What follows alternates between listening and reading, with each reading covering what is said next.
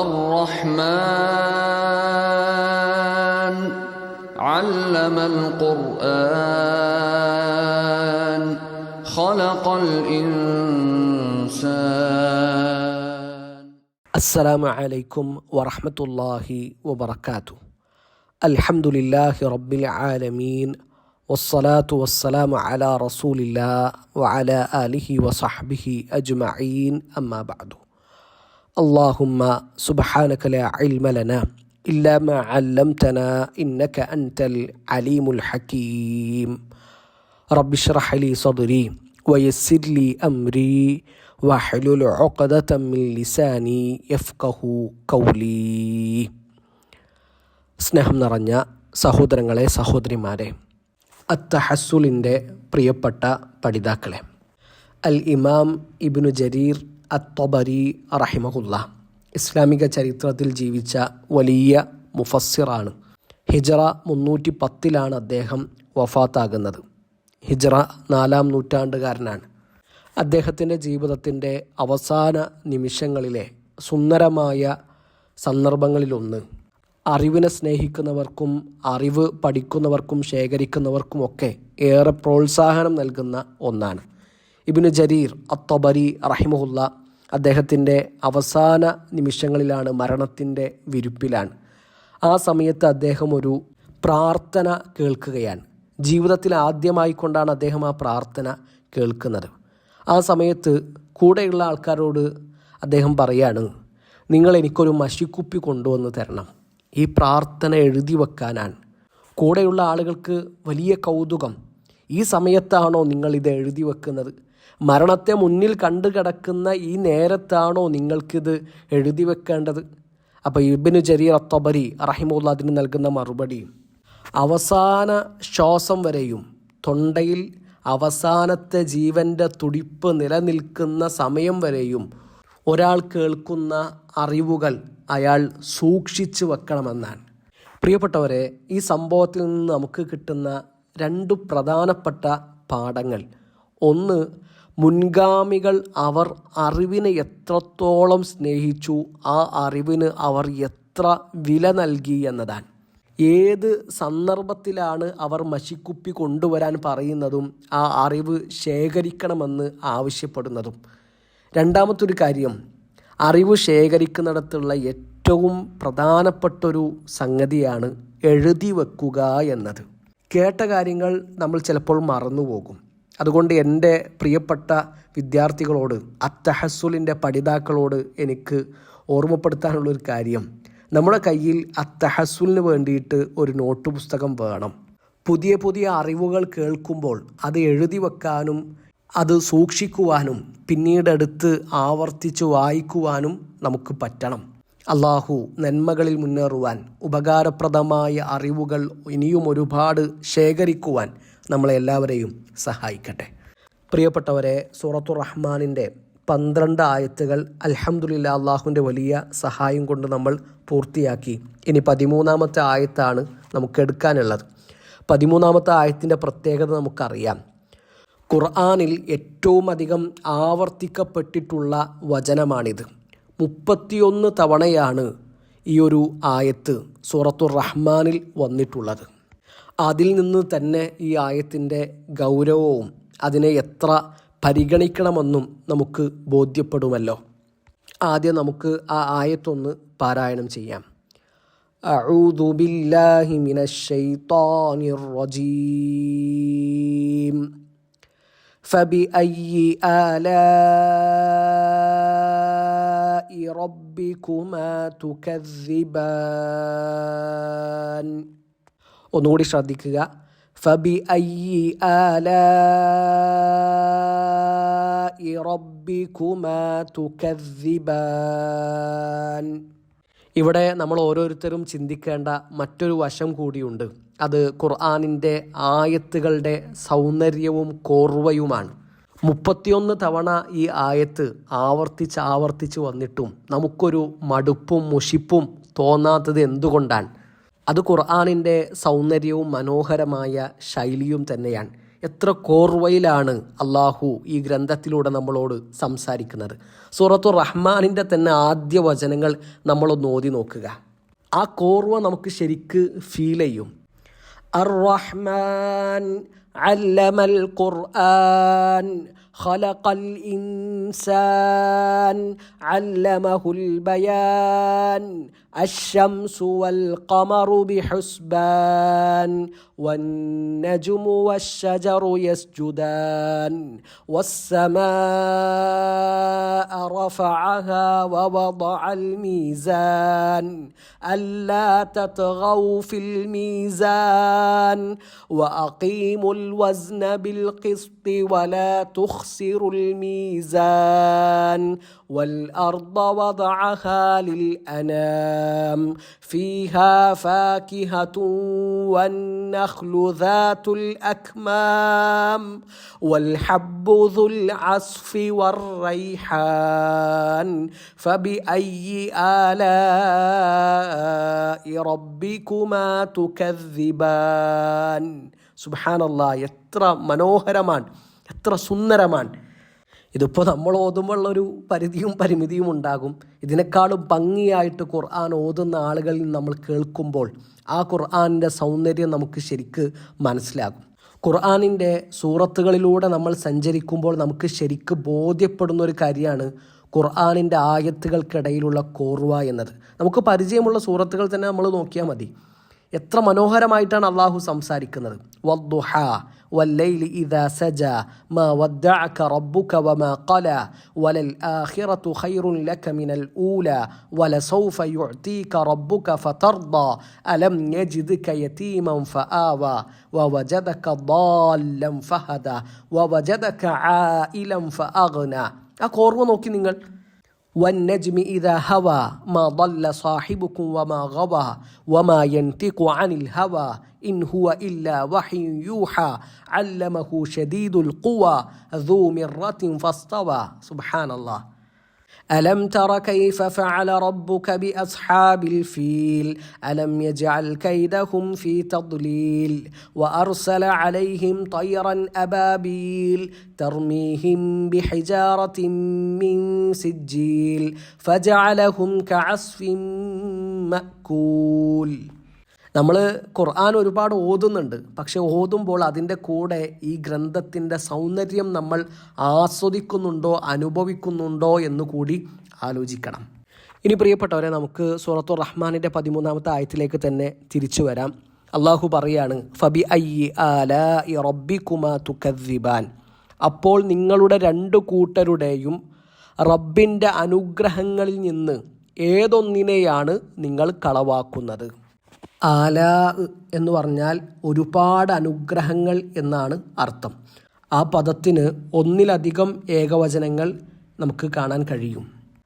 അൽവ്, ഇലൻ, Allen, ഇങ്ങനെ പല മുഫ്രദുകൾ, ഏകവചനങ്ങൾ ആലാ എന്ന പദത്തിന് കാണാൻ കഴിയും. ആലാ എന്ന് പറഞ്ഞാൽ നിഅമുൻ കസീറ, ധാരാളം അനുഗ്രഹങ്ങൾ എന്നാണ് അർത്ഥം. അപ്പോൾ ഫബി അയ്യി ആലാഇ എന്ന് ചോദിക്കുമ്പോൾ ധാരാളം അനുഗ്രഹങ്ങളിൽ ഏതിനെയാണ്?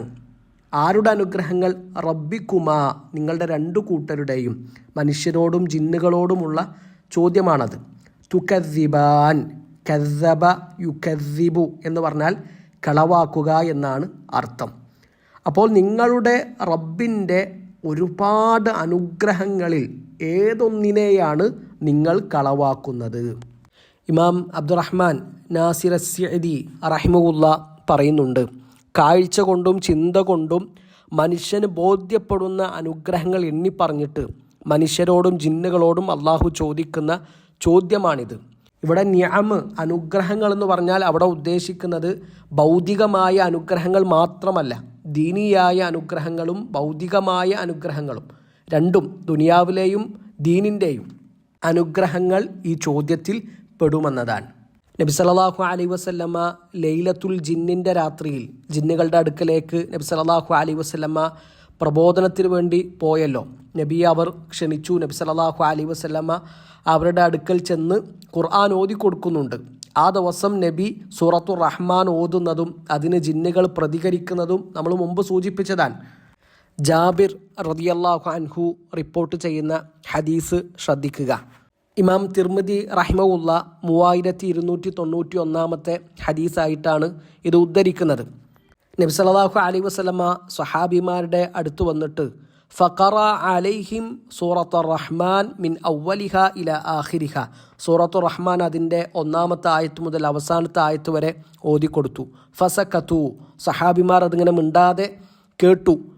അപ്പോൾ ആ സമയത്ത് നബി സല്ലല്ലാഹു അലൈഹി വസല്ലം പറയാണ്, ലഖദ് ഖറഅതുഹാ അലൽ ജിന്നി ലൈലത്തുൽ ജിന്നി, ഈ സൂറത്ത് ഞാൻ ജിന്നുകൾക്ക് ലൈലത്തുൽ ജിന്നിൻ്റെ അന്ന്, ജിന്നുകളുടെ രാത്രിയുടെ അന്ന് ഓതിക്കൊടുത്തിട്ടുണ്ട്. ഫകാനു അഹ്സന മർദൂദൻ മിൻകും, അവർ നിങ്ങളെക്കാളും നന്നായിട്ട് പ്രതികരിക്കുന്നവരാണ്. എന്താണ് ലൈലത്തുൽ ജിന്ന് എന്നൊക്കെ നമ്മൾ മുമ്പ് പറഞ്ഞതാണ്, അങ്ങോട്ട് വീണ്ടും പ്രവേശിക്കുന്നില്ല. എന്നിട്ട് നബി സല്ലല്ലാഹു അലൈഹി വസല്ലം പറയാണ്, കുൻതു കുല്ലമാ അതൈതു അലാ ഖൗലിഹി ഫബിഅയ്യി ആലാഇ റബ്ബികുമാ തുകദ്ദിബാൻ, എപ്പോഴൊക്കെ ഫബിഅയ്യി ആലാഇ റബ്ബികുമാ തുകദ്ദിബാൻ എന്ന ആയത്ത് ഞാൻ ഓതിയോ ആ സമയത്തൊക്കെ ജിന്നുകൾ പറഞ്ഞു എന്നാണ്, ലാ ബിശൈഇൻ മിൻ നിഅമിക റബ്ബനാ നുകദ്ദിബു ഫലക്കൽ ഹംദ്, അല്ലാഹുവേ ഞങ്ങളുടെ റബ്ബേ നിൻ്റെ ഒരു അനുഗ്രഹത്തെയും ഞങ്ങൾ നിഷേധിക്കുന്നില്ല, കളവാക്കുന്നില്ല, നിനക്കാണ് സർവസ്തുതിയും. ഇതായിരുന്നു ജിന്നുകളുടെ മറുപടി. ഈ ഹദീസ് സ്വീകാര്യോഗ്യമാണ് അല്ല എന്നൊക്കെ പറഞ്ഞ പണ്ഡിതന്മാരെ നമുക്ക് കാണാൻ കഴിയും. ഇനി പ്രിയപ്പെട്ടവരെ, ഇവിടെ നമുക്ക് ഒരു മസ്അല കൂടി ചർച്ച ചെയ്യാമെന്ന് കരുതുന്നു. ഷെയ്ഖ് സാലിഹ് അൽ ഫൗസാൻ ഹഫ്ളഹുല്ലയോട് ഒരാൾ ചോദിക്കുന്നുണ്ട്, ഇപ്പോൾ പള്ളിയിൽ ഇമാമ് നിൽക്കുന്ന സമയത്ത് ഇമാമ് ഓതുന്നത് സൂറത്തുർ റഹ്മാനാണ്. അപ്പോൾ സൂറത്തുർ റഹ്മാനിലെ ഫബിഅയ്യി ആലാഇ റബ്ബികുമാ തുകദ്ദിബാൻ എന്ന ആയത്ത് ഓതിക്കഴിഞ്ഞാൽ ജിന്നുകൾ മറുപടി പറഞ്ഞതുപോലെ ലാ ബിശൈഇൻ മിൻ നിഅമിക റബ്ബനാ നുകദ്ദിബു എന്ന് മറുപടി പറയേണ്ടതുണ്ടോ, അത് വേണ്ടതാണോ എന്ന് ചോദിക്കുന്നുണ്ട്. അപ്പോൾ ഷെയ്ഖ് സാലിഹ് അൽ ഫൗസാൻ ഹഫ്ളഹുല്ല അതിന് നൽകുന്ന മറുപടി, നിസ്കാരത്തിൽ അങ്ങനെ ചൊല്ലുന്നത് ഒഴിവാക്കണം, നിസ്കാരത്തിന് പുറത്ത് വേണമെങ്കിൽ ആകാമെന്നാൻ. അത് നല്ലതാണ് എന്ന് പറഞ്ഞ വേറെയും പണ്ഡിതന്മാരെ നമുക്ക് കാണാൻ കഴിയും. ഷെയ്ഖ് ഇബ്നു ബാസ് റഹിമഹുല്ല പറയുന്ന ഒരു കാര്യം ശ്രദ്ധിക്കുക. ഫബിഅയ്യി ആലാഇ റബ്ബികുമാ തുകദ്ദിബാൻ എന്ന് ഓതിയിട്ട് നബി സല്ലല്ലാഹു അലൈഹി വസല്ലമ നിസ്കാരത്തിലോ അല്ലാത്തപ്പോഴോ ഇങ്ങനെ ഒരു മറുപടി പറഞ്ഞത് നമുക്ക് കാണാൻ കഴിയില്ല. ആകെ വന്നത് ഈ ലൈലത്തുൽ ജിന്നിൻ്റെ സമയത്ത് അങ്ങനെ ജിന്നുകൾക്ക് ഓതിക്കൊടുത്തു. ആ വിവരം നബി സല്ലല്ലാഹു അലൈഹി വസല്ലമ സ്വഹാബിമാരോട് പറഞ്ഞു, ജിന്നുകളുടെ പ്രതികരണം സ്വഹാബിമാരെ അറിയിച്ചു എന്നതാണ്. അതല്ലാതെ നബി സല്ലല്ലാഹു അലൈഹി വസല്ലമ ഈ ആയത്ത് ഓതിയ സമയത്ത് ജിന്നുകൾ മറുപടി പറഞ്ഞതുപോലെ മറുപടി പറഞ്ഞതായിട്ട് നിസ്കാരത്തിലോ അല്ലാത്ത സമയത്തോ വന്നിട്ടില്ല എന്നതാണ്. ഒരാൾ നിസ്കാരത്തിന് പുറത്ത് ഉറ്റാലോചിച്ചും ചിന്തിച്ചും പാരായണം ചെയ്യുന്ന സമയത്ത് ഈ ആയത്ത് ഓതുമ്പോൾ അതിൻ്റെ കൂടെ ഇങ്ങനെ മറുപടിയായിട്ട് പറഞ്ഞു എന്നുകൊണ്ട് വിരോധമില്ല, നല്ലതാണെന്ന് പറഞ്ഞ പണ്ഡിതന്മാരുണ്ട്. എന്നാൽ നബി സല്ലല്ലാഹു അലൈഹി വസല്ലമ അങ്ങനെ പ്രത്യേകമായിട്ട് പറഞ്ഞതായിട്ട് വന്നിട്ടില്ല. വല്ലാഹു ആലം. പ്രിയപ്പെട്ടവരെ, ഒരിക്കൽ കൂടി ഈ ആയത്തിൻ്റെ ഗൗരവത്തെ പറ്റിയിട്ട് നമ്മൾ ചിന്തിക്കുക. 31 തവണ അള്ളാഹു ഖുർആനിൽ ആവർത്തിച്ചു പറഞ്ഞ ഒരു ആയത്താണിത്. അള്ളാഹുവിൻ്റെ അനുഗ്രഹങ്ങളെ ഓർക്കലും അതിന് നന്ദി കാണിക്കലും എത്ര ഗൗരവമുള്ള സംഗതിയാണ് എന്നാണ് ഈ വിഷയം അറിയിക്കുന്നത്. എല്ലാ അനുഗ്രഹങ്ങളും നൽകിയ അള്ളാഹുവിനെ മറക്കുക എന്നത് എത്ര ഗൗരവമുള്ള കാര്യമാണ്. ഈ പ്രപഞ്ചവും അതിലെ സുഖ സൗകര്യങ്ങളുമൊക്കെ തനിയെ ഉണ്ടായതാണ്, അതിന് പിന്നിലൊരു സ്രഷ്ടാവില്ല എന്ന് വാദിക്കുന്ന ഭൗതികവാദികൾ എത്ര വലിയ അക്രമികളാണ്. എല്ലാം നൽകിയതും എല്ലാം ഒരുക്കി തന്നതും നമ്മുടെ റബ്ബാണ് എന്ന് അറിഞ്ഞിട്ടും അവൻ്റെ കൽപ്പനകളോട് മുഖം തിരിഞ്ഞു നിൽക്കുകയും അവനോട് അനുസരണക്കേട് കാണിക്കുകയും ചെയ്യുക എന്നത് എത്ര വലിയ നന്ദികേടാണ്. വഇൻ തഉദ്ദൂ നിഅമതല്ലാഹി ലാ തുഹ്സൂഹാ, നിങ്ങൾ അള്ളാഹുവിൻ്റെ അനുഗ്രഹങ്ങൾ എണ്ണി നോക്കുക, അത് നിങ്ങൾക്ക് കണക്കാക്കാൻ കഴിയില്ല. അള്ളാഹുവിൻ്റെ അനുഗ്രഹങ്ങൾക്ക്, എണ്ണിയാൽ തീരാത്ത നിഅമത്തുകൾക്ക് നന്ദി കാണിക്കുക എന്നത് ഏറ്റവും പ്രധാനപ്പെട്ട സംഗതിയാണ്. ഫഅമ്മാ ബിനിഅമതി റബ്ബിക ഫഹദ്ദിസ്, സൂറത്തു അദ്ദുഹ അതിൻ്റെ അവസാനത്തെ ആയത്താണത്. എന്താണ് അള്ളാഹു പറയുന്നത്?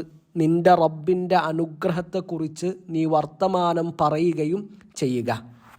ഇവിടെ അനുഗ്രഹത്തെ പറ്റിയിട്ട് വർത്തമാനം പറയുക എന്ന് പറഞ്ഞാൽ അത് 2 നിലക്കാണ് എന്ന് ഷെയ്ഖ് അസീസ് ഫർഹാൻ അൽ അനിസി ഹഫിളഹുല്ല പറയുന്നത് നമുക്ക് കാണാൻ പറ്റും. ഒന്ന്, നമ്മുടെ വാക്കുകൾ കൊണ്ടാണ്.